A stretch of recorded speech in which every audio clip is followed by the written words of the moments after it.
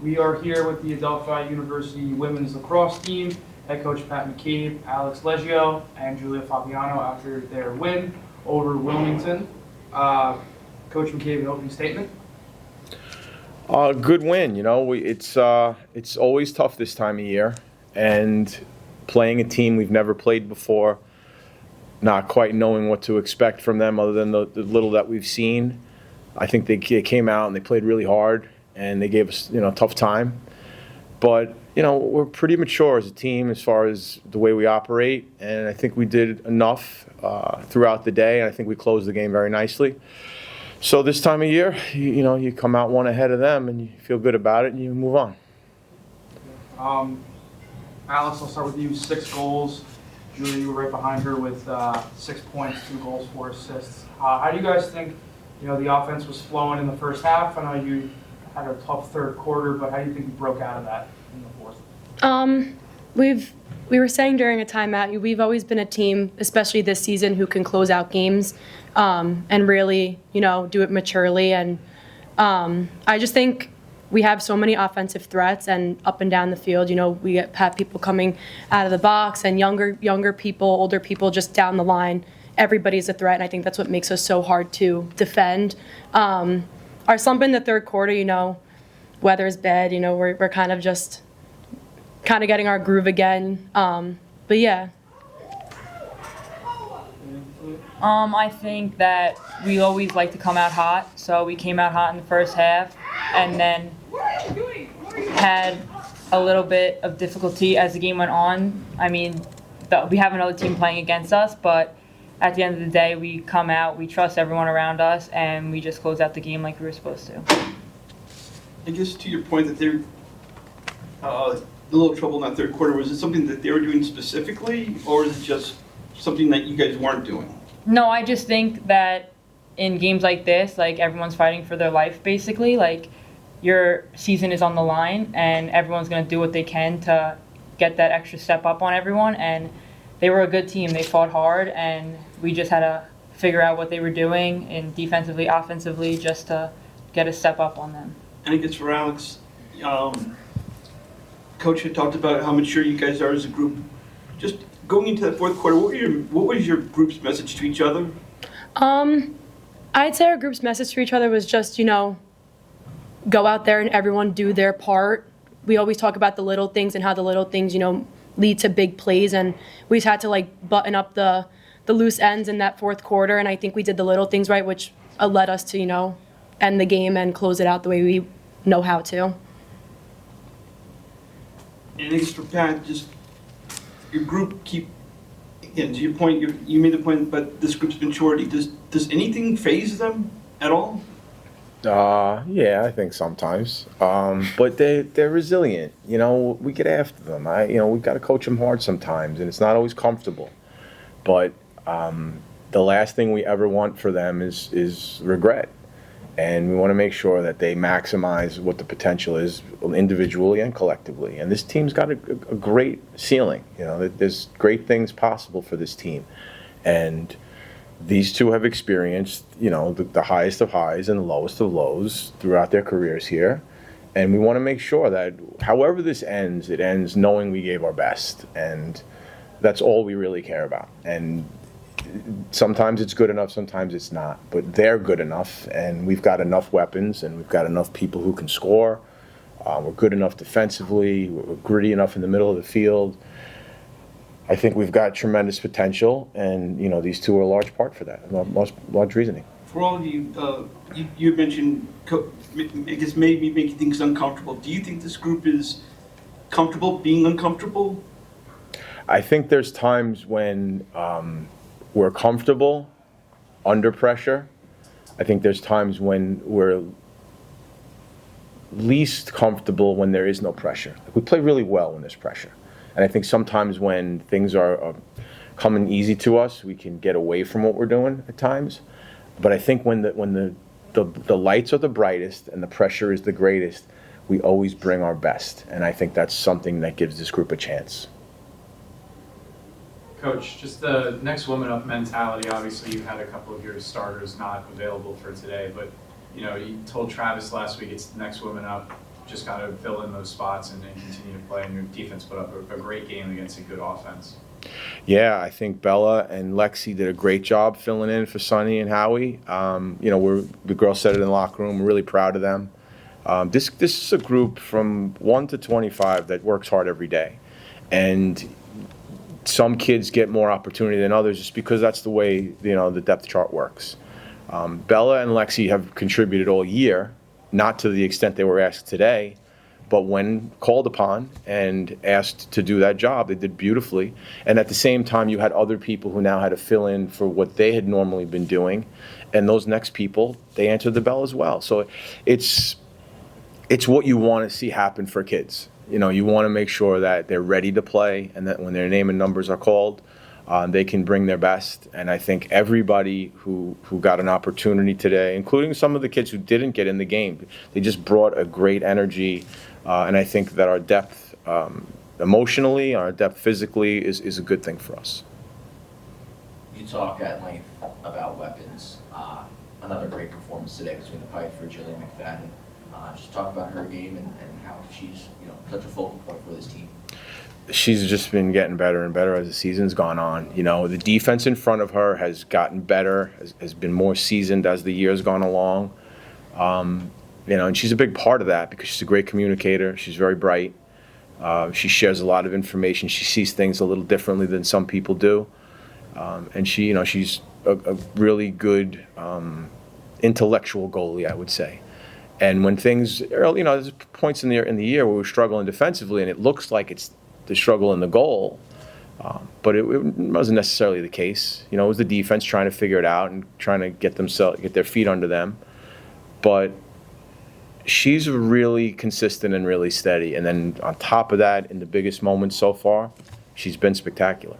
So I'm really happy for her. When seniors have a great year, it's exciting.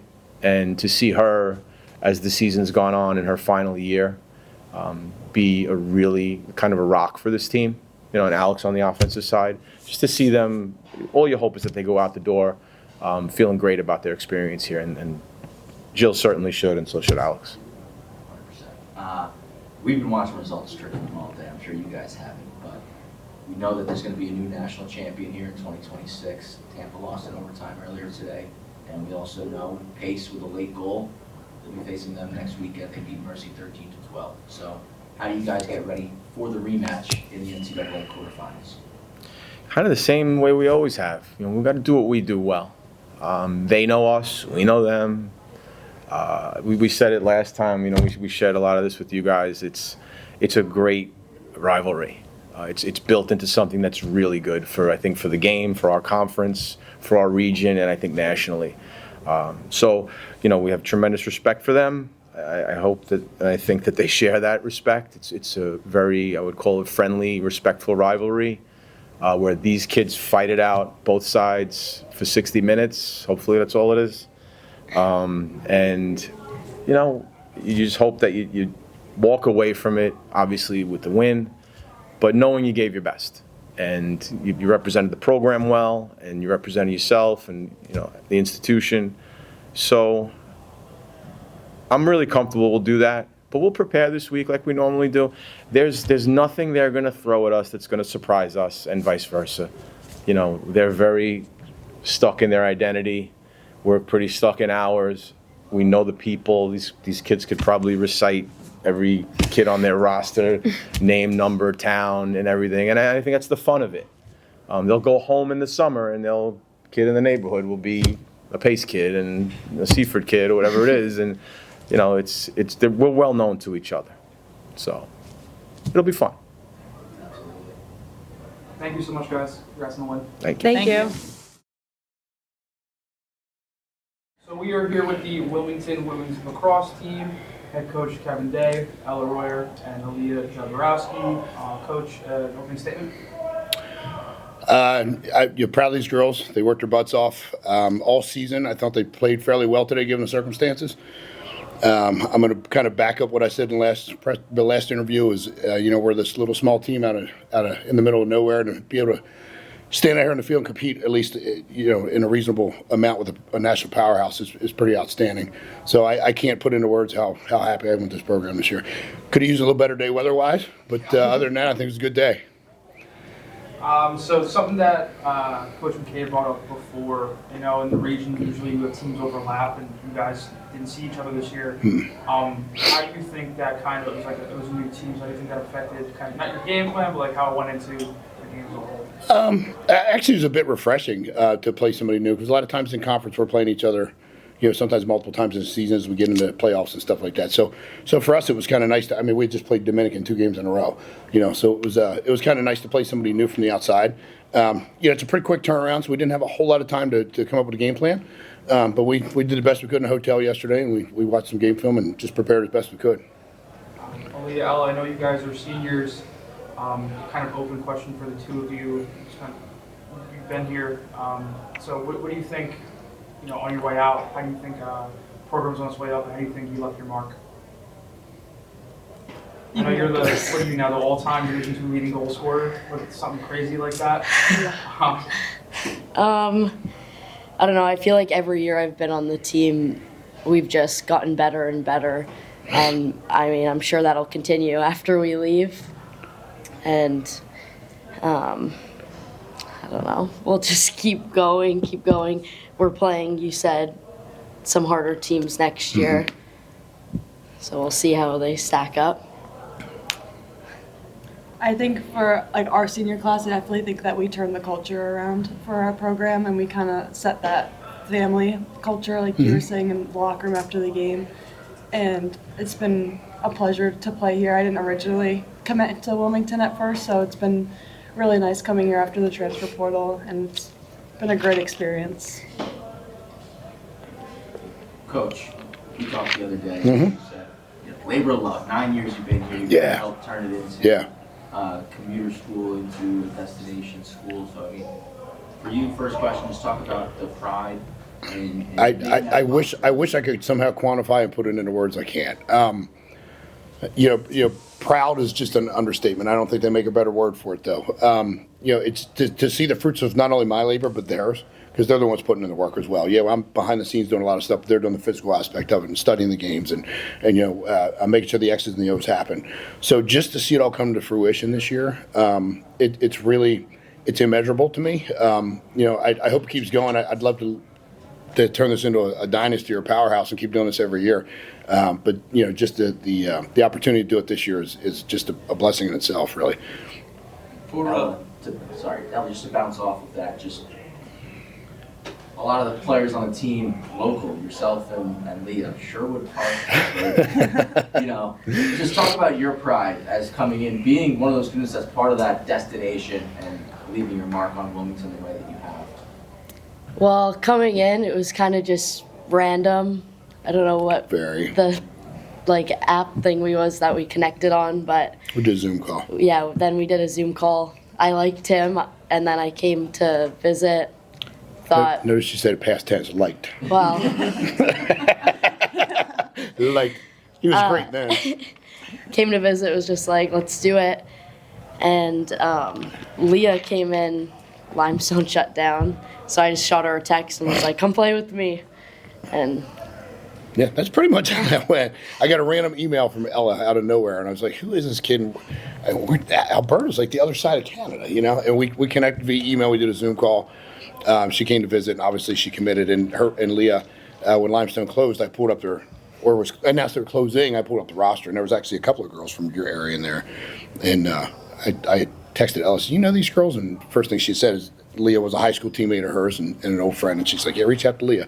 So another workhorse that makes a difference out there. She isn't always statistically a huge leader in a game, but she's a difference maker out there on the field.